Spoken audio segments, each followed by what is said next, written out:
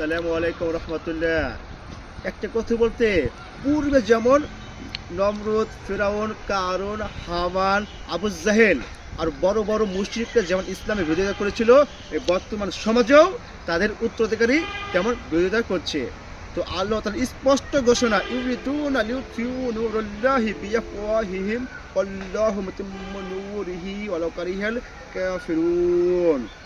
এরা তাদের মুখের ফু দিয়ে আল্লাহর নূরকে নিভিয়ে দিতে চায়। এরা মানে কাফের।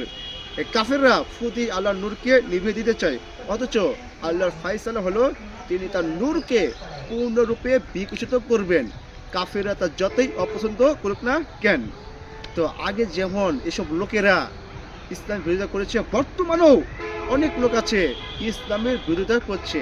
তো একটা কথা স্পষ্টভাবে বলছি, কাফের, মুশরিক, মুনাফিক যতই চক্রান্ত করুক না কেন, এস বা কাল ইনশাল্লাহ এই বাংলার জমিনে ইসলাম কায়েম হবে ইনশাল্লাহ।